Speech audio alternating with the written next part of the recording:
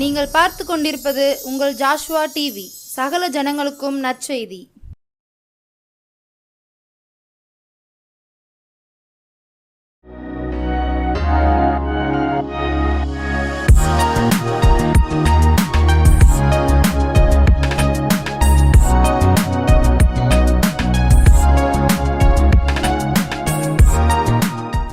ஆண்டவர் இரட்சகருமாகிய இயேசு கிறிஸ்துவின் நாமத்தினாலே ஜாஸ்வா டிவி நேயர்கள் அனைவருக்கும் அன்பின் சமாதான வாழ்த்துக்களை தெரிவித்துக் கொள்கிறோம்.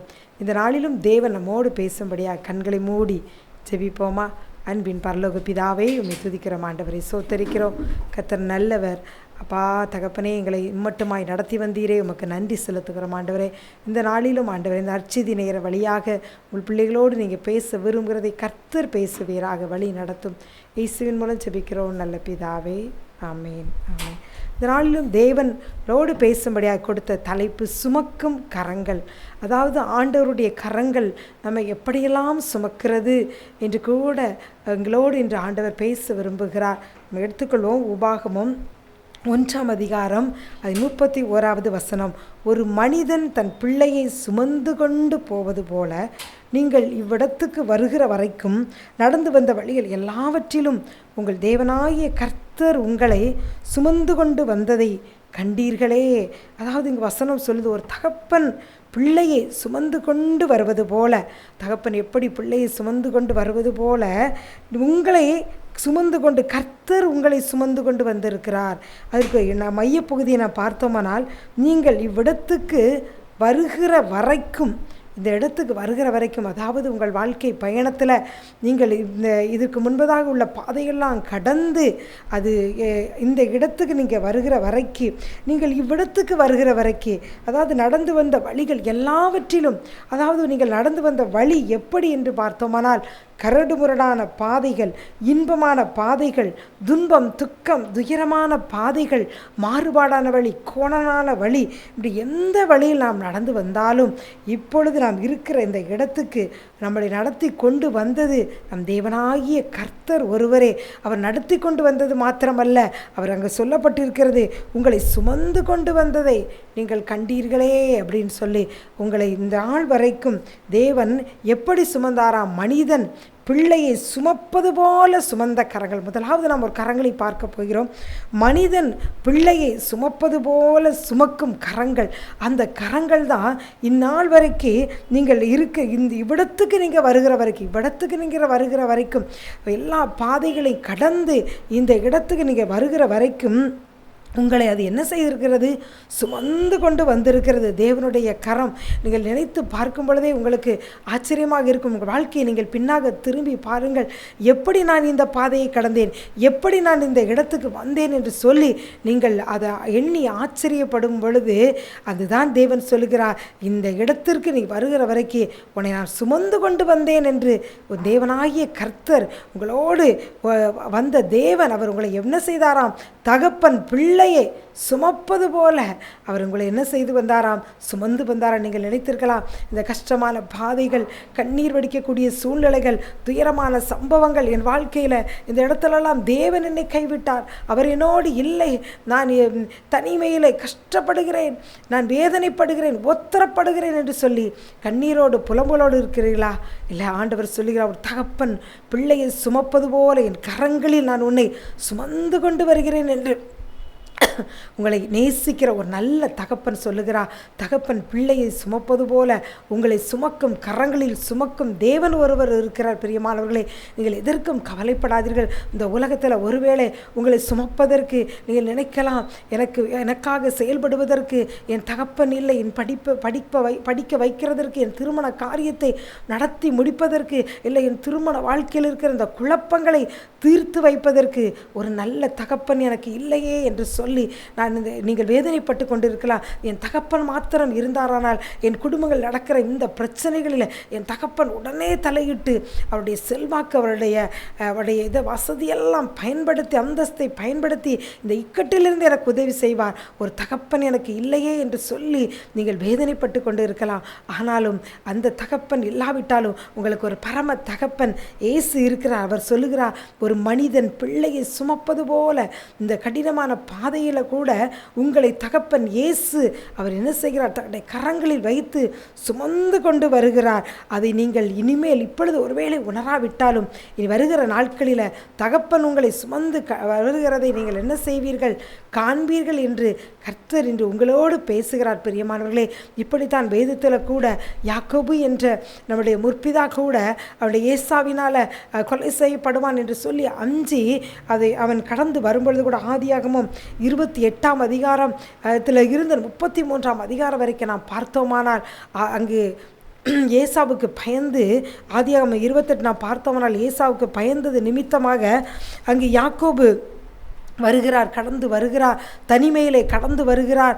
வந்து அங்கு ஒரு கல்லை வைத்து அவர் இந்த தனிமையில் அவர் இருக்கும் பொழுது ஆதியாகமம் 28:10 யாக்கோபு பேர்சபாவை விட்டு புறப்பட்டு ஆரோனுக்கு போக பிரயாணம் பண்ணி ஒரு இடத்துல வரும்பொழுது அங்கே ராத்திரி ஆன பொழுது ஒரு கல்லை வைத்து அங்கு என்ன செய்கிறார்? படுத்திருக்கிறார். தனிமையில் அவர் படுத்திருக்கிறார். தாய் இல்லை. அவளை நேசித்த தாய் அவனுக்கு ஆசீர்வாதத்தை வாங்கிவிட வேண்டும், என் மகன் ஆசீர்வாதம் பெற்றவனாக இருக்க வேண்டும் என்று நினைத்த தாய் அங்கு இல்லை. அவருடைய தகப்பன் இல்லை. அவன் பழகின நண்பர்கள் இல்லை. தனிமையில் அவன் படுத்திருக்கிறான். அந்த இடத்துல கர்த்தர் தரிசனமாகி இது வானத்தின் வாசல் என்று சொல்லுகிறார். அங்கு வாக்குத்தத்தங்களை ஆண்டவர் கொடுக்கிறார். அதற்கு பின்பதாக நாம் பார்த்தோமானால் அந்த வார்த்தைகளாக உடனே நிறைவேறவில்லை. அங்கு லாபான் முதலாவது அவனின் எலும்பும் என் மாம்சமே என்று சொல்லி அவன் மாமன் ஏற்றுக்கொள்ளுகிறார். பின்பதாக பார்த்தோமானால் அவன் யாக்கோபு செல்வாக்காக மாறும் பொழுது யாக்கோபின் சொத்து அதிகமாகிறதுனால லாபான் அவன் மேலே பொறாமை கொண்டு அவன் சம்பளத்தை 10 முறை மாற்றுகிறான். அங்கு அதே போல் அவனுடைய மகளை ராகேலை தருகிறேன் என்று சொல்லி கூட அவனை வஞ்சித்து முதலாவது லேயாளை கொடுக்கிறான். இப்படி பல்வேறு கஷ்டங்களை அங்கு லாபானுடைய வீட்டில் அங்கு யாக்கோபு சந்திக்கிறான். அன்பாக கூட பார்த்தோமானால் ஆதியாகமம் 31:1 லாபானுடைய குமாரர் அவனோடு வாக்குவாதம் பண்ணுகிறார்கள். நீர் என்ற தகப்பனுடைய சொத்தையெல்லாம் எடுத்துக்கொண்டு எங்களை வஞ்சித்து விட்டீர், ஏமாற்றி விட்டீர் என்று சொல்லி அவன் மேல் குற்றம் சாட்டுகிறார்கள். ஆனாலும் பிரியமானவர்களே, யாக்கோபுடைய பாதையெல்லாம் பார்த்தானால் கடினமான பாதைகள், ஏமாற்றப்படுகிறான், தனிமை, வேதனை, கண்ணீர். ஆனாலும் அந்த சூழ்நிலையெல்லாம் அவன் தகப்பனாகிய ஈசாக்கினுடைய தேவன் அவனோடு இருக்கிறார். ஒவ்வொரு காரியங்களிலும் அவருக்கு ஆலோசனை சொல்லுகிறார். நீ இப்படி ஆடிகளை பொழியவை, நீ இப்படி செய், நான் உன்னோடு இருக்கிறேன், நீ இந்த இடத்துல இருக்க வேண்டாம், உன் தகப்பனுடைய தேசத்துக்கு நீ திரும்பி போ என்று சொல்லி அவனை சுமக்கிற ஒரு தேவன் அவனோடு இருந்து அவனை என்ன செய்கிறார்? வழி நடத்துகிறார். இவ்வளவு கடினமான பாதைகள் இருந்தாலும் தேவனுடைய கரத்தில் அவன் அடங்கி இருக்கிறான். அவன் யாக்கோபே ஒரு பிள்ளையை சுமப்பது போல ஆண்டவர் அந்த இடங்களிலெல்லாம் அந்த கஷ்டமான சூழ்நிலைகளெல்லாம் அவர் சுமக்கிறார். பின்பதாக அவனுடைய சொந்த தேசத்துக்கு அவன் அங்கு திரும்பி வருகிறார். அந்த யாக்கோபு நிமித்தமாக 12 கோத்திரங்கள் வருகிறது. அங்கு அவர் ஆசீர்வதிக்கப்பட்ட சந்ததியாய் அவனுடைய காரியங்கள் என்ன செய்கிறது? அங்கு நடக்கிறது. பிரியமானவர்களே, அதே போலதான் உங்கள் வாழ்க்கையிலும் தேவன் எவ்வளவோ வாக்குத்தத்தங்கள் கொடுக்கலாம். கண்ணீர், கவலை, மற்றவர்களால் ஏமாற்றப்பட்டு வஞ்சிக்கப்பட்டு நீங்கள் அவர்களுக்கு நன்மை செய்த காரியங்கள் காணப்பட்டால் அவர்களால் புறக்கணிக்கப்பட்ட சூழ்நிலை, வஞ்சிக்கப்பட்ட சூழ்நிலையில் நீங்கள் இருக்கலாம்.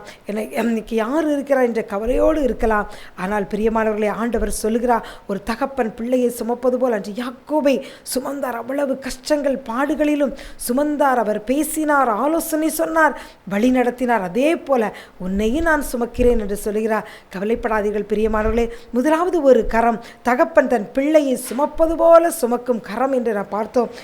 அடுத்ததாக பார்த்தோமானால் செட்டைகளின் கீழே சுமந்து கொண்டு போகிற ஒரு கரம். அதே உபாகமம் 32வது அதிகாரம் அது 11வது வசனத்தை பார்த்தோமானால், கழுகு தன் கூட்டை கலைத்து தன் குஞ்சுகளின் மேல் அசைவாடி தன் செட்டைகளை விரித்து அவைகளை எடுத்து அவைகளை தன் செட்டைகளின் மேல் சுமந்து கொண்டு போகிறது போல கர்த்தர் ஒருவரே அவனை வழி நடத்தினார். அதாவது இங்கு நாம் பார்த்தோமானால் செட்டைகளின் மேலே நான் உன்னை சுமந்து கொண்டு போவேன் என்று சொல்லுகிறார். அதாவது கழுகு கூட்டை கலைத்து அது அசைவாடி அது குஞ்சுகளை எடுக்கும் பொழுது சில குஞ்சுகள் என்ன செய்யலாம், கீழே ஒருவேளை விழக்கூடிய சூழ்நிலை போல் அது காணப்படலாம். ஆனால் அந்த கழுகு என்ன செய்யுமா, தாழ பறந்து தன் செட்டையின் கீழே அந்த செட்டையின் மேலே தன் குஞ்சுகளை ஏந்தி கொண்டு என்ன செய்யுமா, பறந்து போகுமா. அதே போல் இன்னைக்கு ஆண்டவர் சொல்லுகிறார், உங்கள் வாழ்க்கையில் பயமா, தடுமாற்றமா, தேர்வில் மார்க்குகள் குறைவாக எடுத்திருக்கிறேனே, என் எதிர்காலம் எப்படி இருக்கும், எனக்கு நான் படிப்பை முடித்து விட்டேனே, வேலை கிடைக்குமா என்று சொல்லி ஒருவேளை பயம், உங்கள் எதிர்கால வாழ்க்கை குறித்த பயம், உங்கள் வாழ்க்கையில் நீங்கள் நினைத்த காரியங்கள் நடக்காததுனால தடுமாற்றம் அடைந்து என் வாழ்க்கை எப்படி இருக்குமோ என்று சொல்லி நான் கீழே விழுந்து விடுவேனோ என்று சொல்லி நீங்கள் கலங்கி கொண்டிருக்கிறீர்களா? உங்களை தேவன் கழுகு எப்படி கூட்டை கலைத்து அசைவாடி செட்டையின் மேலே அது சுமந்து கொண்டு போகிறது போல உங்களையும் ஒரு நேச கரம் வந்து உங்களை அது அப்படியே சுமந்து கொண்டு அது போகும் என்று சொல்லி ஆண்டவர் இன்று உங்களுக்கு ஆறுதல் சொல்லுகிறார். பிரியமானவர்களே, எதற்கும் கவலைப்படாதீர்கள், கர்த்தர் ஒருவரே அவனை வழி நடத்தினார். பிரியமானவர்களே, உங்களை வழி நடத்த கர்த்தர் ஒருவரால் தான் முடியும். பயம், தடுமாற்றம், வாழ்க்கையில் எதிர்பாராத விதமான சூழ்நிலை ஏற்பட்ட நிலைகள் நான் விழுந்து விடுவேனோ என்று சொல்லி நீங்கள் நினைக்கிறீர்களே, உங்களை செட்டையின் மேலே சுமக்கிறதற்காக அந்த சுமக்கும் கரங்கள் உங்களை அப்படியே அந்த செட்டையின் மேலே எடுத்துக்கொண்டு இன்று போகிறது. பிரியமானவர்களே, எதற்கும் கவலைப்படாதீர்கள். அது மாத்திரமல்ல, ஆண்டவர் நான் உன்னை செட்டையின் மேலே சுமந்து கொண்டு போவேன் மாத்திரம் ஆண்டவர் சொல்லவில்லை. அதற்கு பின்பதாக அங்கு சுமக்கிற தேவன் சில ஆசீர்வாதங்களை கூட உங்களுக்கு அங்கு தருகிறார். உபாகமம் 32 அதன் 13 முதல் 14 வரைக்கும் பார்த்தோம்னால் அங்கு 10 ஆசீர்வாதங்களை தேவன் தருகிறார். நீங்கள் நினைத்திற்கொண்டு கலங்கி கொண்டு இருக்கிற இந்த சூழ்நிலையில் ஆண்டவர் சொல்லுகிறார், நான் உன்னை செட்டையின் மேலே சுமந்து கொண்டு செல்வேன் அப்படின்னு சொல்லுகிறார். கழுகு, பிரியமானவர்களே, அது என்ன செய்யும், சுமந்து கொண்டு அது உயர, அது கண்மலைக்கு நேராக அது தன் குஞ்சுகளை எடுத்து செல்வது போல தேவன் உங்களை நீங்கள் பயந்து விழுந்து விடுவேன் என்று தடுமாறு நீங்கள் கேள்விக்குறியோடு இருக்க சூழ்நிலையில் உங்களை அவர் என்ன செய்கிறார், செட்டையின் மேலே சுமந்து அப்படியே உங்களை கண்மலைக்கு நேராக கொண்டு செல்வது மாத்திரமல்ல, அங்கு 10 விதமான ஆசீர்வாதங்களை ஆண்டவர் தருகிறார். பூமியில் உள்ள உயர்ந்த ஸ்தானங்கள் மேலே உங்களை ஏறி வர பண்ணுவேன் என்று சொல்லி முதலாவது ஆசீர்வாதத்தை தருகிறார். அடுத்தது 2வது, வயலில் விளையும் பலனை உங்களுக்கு புசிக்க கொடுப்பேன் என்று ஆண்டவர் சொல்லுகிறார். 3வது, கண்மலையில் உள்ள தேன், அந்த உயர்ந்த ஆசீர்வாதத்தையும் கற்பாறையிலிருந்து வடியக்கூடிய எண்ணெயும் உண்ணும்படி செய்வார். அடுத்து, பசுவின் வெண்ணெய் 6, 7 ஆட்டின் பால், 8 பாசானின் மேயும் ஆட்டுக்குட்டிகள், ஆட்டுக்கடாக்களில் இவைகளின் கொழுப்பையும் கொழுமையான கோதுமையையும் இரத்தம் போன்ற சுயமான திராட்சை ரசத்தையும் சாப்பிட இத்தனை விதமான ஆசீர்வாதங்களை பயந்து கலங்கி தடுமாறி எப்படியாகுமோ என்று இருக்கிற உங்களை ஆண்டவர் செட்டையின் மேல் சுப்பது மாத்திரமல்ல, இந்த 10 விதமான ஆசீர்வாதங்களையும், அதாவது பூமியில் உள்ள உயர்ந்த ஸ்தானங்களில் உங்களை ஏறி வர பண்ணி உங்களை அவர் சுமந்து கொண்டு செட்டையின் மேலே சுமந்து கொண்டு வருவார். பிரியமானவர்களே, உன்னதமானவரின் மறைவில் நீங்கள் இருக்கிறதுனால, அவர் செட்டையின்கள் அடைக்கலமாக வந்ததுனால உங்களை அவர் பூமியில் உள்ள உயர்ந்த ஸ்தானங்களில் ஏறி வர பண்ணி செட்டை மேல உங்களை படைத்த தேவன் உங்களை சுமந்து செல்வார். முதலாவது பார்த்தோம், நம்முடைய தேவனுடைய கரம், அது எப்படிப்பட்ட கரம், அது மனிதன் ஒரு குழந்தையை சுமப்பது போல அது சுமக்கும் கரம். 2வது பார்த்தால் செட்டையின் மேலே சுமந்து கொண்டு போவேன் என்று சொல்கிறார். அந்த செட்டையின் மேலே சுமக்கிற கரம் சுமக்கிறது மாத்திரமல்ல, அது கண்மலையின் மேலே உங்களை உயர்த்தி உயர்ந்த ஸ்தானத்தில் வைப்பது மாத்திரமல்ல, அதோடு இணைந்து 10 விதமான ஆசீர்வாதங்களையும் அந்த கரம் என்று உங்களுக்கு அளிக்கிறது. அந்த நன்மைக்கு ஏதுவான கரம் உங்கள் வாழ்க்கையில் வந்திருக்கிறது, உங்கள் தலையின் மேல் அமருகிறது. உங்கள் வாழ்க்கையில் எல்லாவித நன்மைகளையும் தேவன் தருவார். என் ஜனங்கள் நான் அளிக்கும் நன்மையினால் திருப்தியாவார்கள் என்று சொல்லி ஆண்டவர் இன்று பார்த்து கொண்டிருக்கிற உங்களை ஆசீர்வதிக்கிறார். அடுத்ததாக நாம் பார்த்தோம்னால் ஒரு ஆசீர்வாதம் ஏசாயா 40:11 கூட பார்த்தோமானால் அது மடியிலே சுமக்கிற ஒரு கரமாக அது காணப்படுகிறது. நம் தகப்பன் இயேசு அவர் மடியில் உங்களை சுமக்கிறவராக அவர் காணப்படுகிறார். ஏசாயா 40:11 பார்த்தோமானால், மேய்ப்பனை போல தமது மந்தையை மேய்ப்பார், ஆட்டுக்குட்டிகளை தமது புயத்தினால் சேர்த்து. ஆட்டுக்குட்டிகள் யார்? நீங்கள் தான் அவருடைய ஆட்டுக்குட்டிகள். உங்களை அவர் என்ன செய்வாரா? புயத்தினால் சேர்த்து தமது மடியிலே சுமந்து. ஆண்டவர் என்ன செய்வாரா? உங்களை மடியிலே சுமந்து.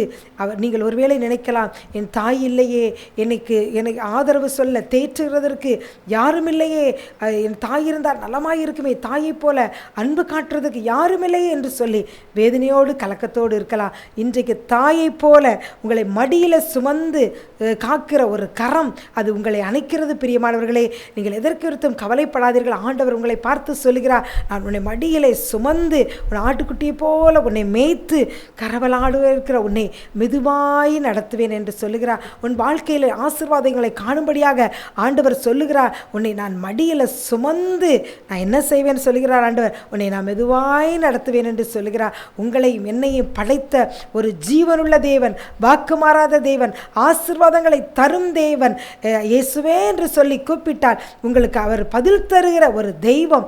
அவர் என்ன செய்கிறாரா, தாயை போல உங்களை மடியில் ஆண்டவர் சுமக்கிறாரா. படைத்த தேவன் மடியில் சுமக்கிறது என்றால் அது எவ்வளவு பெரிய ஆசீர்வாதமான நம் பிரியமானவர்களே. அதனால் நீங்கள் எதை குறித்தும் கவலைப்படாதீர்கள். மடியில் சுமக்கிற ஒரு கரம் இன்று உங்களை அது மூடுகிறது. ஆண்டவர் மடியில் நீங்கள் தஞ்சம் அடைந்து கொள்ளுங்கள். அவர் உங்களை தாளாட்டி சீராட்டி தேற்றி உங்களுக்கு வேண்டி எல்லா நன்மைகளையும் கொடுத்து அவர் கனப்படுத்துவார். அடுத்ததாக கூட ஒரு கரத்தை நாம் பார்த்தோமானால் அது ஏசாயா 46வது அதிகாரம் வசனம் 3-4 பார்த்தோமானால், தாயின் வயிற்றில் தோன்றினது முதல் உங்களை ஏந்தி தாயின் கற்பத்தில் உற்பத்தியானது முதல் உங்களை தாங்கினேன். அந்த கரம் நம்மளை என்ன செய்ததா, தாங்கினதா. தாயின் கற்பத்தில் பார்த்து கொண்டிருக்கிற உங்களை நீங்கள் உருவான நாள் முதல் இந்நாள் வரைக்கும், ஒருவேளை நீங்கள் வாலிப வயதில் இருக்கலாம், சிறுவர்களாக இருக்கலாம், கொஞ்சம் முதிர்ந்தவர்களாக இருக்கலாம், இந்நாள் வரைக்கும் உங்களை அந்த கரம் என்ன செய்ததா, தாங்கினது, தாங்குகிற கரமாக காணப்படுகிறது. அதுக்கடுத்து உங்கள் முதிர் வயது வரைக்கும் நான் அப்படி செய்வேன். நான் முதிர் வயது எப்படி இருக்குமோ, நான் முதிர் வயது காலங்களில் நான் பிரவேசித்து கொண்டிருக்கிறேனே, என் பிள்ளைகளெல்லாம் வெளியிடங்களில் இருக்கிறார்களே, என் பிள்ளைகள் என்னை பார்ப்பார்களா, என்னுடைய நிலைமை என்ன என்று சொல்லி நீங்கள் ஏங்கி கொண்டிருக்கிறீர்களா, கலங்கி கொண்டிருக்கிறீர்களா? ஆண்டவர் சொல்லுகிறார், கற்பத்தில் தோன்றின முதல் நான் உன்னை சுமந்தேனே, அதே போல முதிர் வயது வரைக்கும் மட்டும் நான் உன்னை என்ன செய்வேன் சொல்லுகிறார். பின்பதாக பார்த்தமானால் நரை வயது மட்டும் நான் உன்னை தாங்குவேன், ஏந்துவேன், சுமப்பேன், தப்புவிப்பேன். முதிர் வயது வரைக்கும் நீங்கள் ஆண்டவருடைய ராஜ்யத்திற்கு போகும் வரைக்கும் அந்த கரம் உங்களை சுமக்கும் கரமாக அது உங்களோடு இருக்கும். பிரியமானவர்களே, நீங்கள் முதிர் வயதிலும் கனிதந்து புஷ்டியும் பசுமையுமாக இருப்பீர்கள். உங்களை தாயை போல மடியில் சுமக்கிற அந்த கரம் முதிர் வயது மட்டும் உங்களை அது என்ன செய்யும், ஆண்டவருடைய ராஜ்யத்துக்கு நீங்கள் செல்லும் வரைக்கும். ஆண்டவர் சொல்லுகிறார், வாக்குத்தத்தம் கொடுக்கிறார், நான் உன்னை சுமப்பேன் மகளே, நான் உன்னை சுமப்பேன் மகளே, நான் உன்னை பார்த்து கொள்வேன், தாங்குவேன் என்று சொல்லுகிறார். அந்த சுமக்கும் கரத்தில் இருக்கிறதுனால உங்கள் சுமைகளெல்லாம் நீங்கள் இறக்கி வைத்து விட்டு நீங்கள் சந்தோஷத்தோடு உங்கள் பயணங்களை நீங்கள் தொடருங்கள். நான் முதிர் வயதில் இருக்கிறேன் என்று சொல்லி எனக்கு இவ்வளவு பலவீனங்கள் இருக்கிறதே, என்னை யார் கவனிப்பார், என்னை யார் பார்த்து கொள்வார் என்று சொல்லி கலங்கி கொண்டிருக்கிறீர்களா? அந்த சுமக்கும் கரத்து கீழே நீங்கள் வந்து விட்டதுனால அந்த சுமைகளை எல்லாம் நீங்கள் இறக்கி வைத்து விட்டு தேவனுடைய கரத்துக்களை நீங்கள் வரும் பொழுது அந்த தேவன் முதிர் வயது மட்டும் உங்களை அவர் சுமப்பார். முதலாவது பார்த்தோம், ஆண்டவருடைய கரம் ஒரு மனிதன் தன் பிள்ளையை சுமப்பது போல நான் உங்களை சுமப்பேன் சொல்லுகிறார். செட்டையின் மேலே நான் சுமந்து கொண்டு செல்வேன், என்னுடைய கரம் அப்படிப்பட்டது என்று சொல்லுகிறார். அடுத்ததாக பார்த்தா, நான் உன்னை மடியிலே சுமப்பேன், என் கரம் அது என் கரங்களில் உன்னை ஏந்தி ஒரு தாய் தன் மடியிலே குழந்தையை சுமப்பது போல என் கரம் உன்னை சுமக்கும் என்று ஆண்டவர் சொல்லுகிறார். அடுத்து முதிர் வயது மட்டும் என் கரம் உன்னை சுமக்கும், நீ எதை குறித்தும் கவலைப்படாதே, நான் உன்னை விட்டு விலகுவதும் இல்லை, உன்னை கைவிடுவதும் இல்லை, நான் உனக்கு சொன்னதை செய்யும் அளவு உன்னை கைவிடுவதில்லை என்று சொல்லி ஆண்டவர் இன்று உங்களை பார்த்து சொல்லுகிறார். அந்த கரத்தின் கீழே நீங்கள் வந்து விடுங்கள். அவர் உங்கள் வியாதிகள், உங்களுடைய பண பிரச்சனைகள் எல்லாவற்றிலிருந்து உங்கள் விடுதலை கொடுத்து அந்த கரம் உங்களை நித்திய ஜீவன் வரைக்கும் உங்களை வழி நடத்தும். அப்படி உங்களுக்காக ஜெபிக்கட்டுமா? அன்பின் பரலோக பிதாவே, உம்மை துதிக்கிறோம் ஆண்டவரே, சோத்தரிக்கிறோம் அப்பா. ஆண்டவரே, அநேக பாரங்கள் சுமைகளோடு பார்த்து கொண்டிருக்கிற உங்கள் பிள்ளைகளுடைய வாழ்க்கைக்கு எல்லா பாரங்களையும் நீங்கள் இன்று நீக்கி போட்டதற்காக நன்றி செலுத்துகிறோம். எல்லாவற்றையும் நீர் சுமந்து கொண்டீர் என்பதை அவர்களுக்கு புரிய வைத்ததுக்காக நன்றி செலுத்துகிறோம் அப்பா. ஆண்டவரே, உங்கள் தகப்பன் பிள்ளையை சுமப்பது போல சுமக்கும் கரத்தில் ஒவ்வொருவரையும் நீர் ஏந்தி கொள்ளும் ஆண்டவரே. முதிர் வயது மட்டும் நீங்கள் உங்கள் பிள்ளைகளை தாங்கி ஏந்தி சுமந்து தப்புவித்து வழி நடத்தும் ஆண்டவரே. படிக்கிற பிள்ளைகளுக்கு ஆண்டவரே தகப்பனை கல்வியை முடித்து எதிர்கால படிப்பு காத்திருக்கிறவர்களுக்கு நல்ல ஒரு ஆண்டவரே தகப்பனை வழிவாசலை திறந்து ஆண்டவரே மேற்படிப்பு படிப்பதற்கு ஆண்டவரே பண தேவைகளை சந்தித்து எந்த கல்லூரியை தேர்ந்தெடுக்க வேண்டும், என்ன படிப்பு படிக்க வேண்டும் என்பதை சரியாய் நீர் நடத்தும் ஆண்டவரே தகப்பனே. நீர் எல்லா பிள்ளைகளையும் பூமியின் உயர்ந்த ஸ்தானத்தில் ஏறி வரும்படி செய்வீராக ஆண்டவரே. வழி நடத்தும் ஆண்டவரே. பெரிய காரியங்களை செய்யும். இயேசுவின் மூலம் ஜெபிக்கிறோம் நல்ல பிதாவே. ஆமேன்.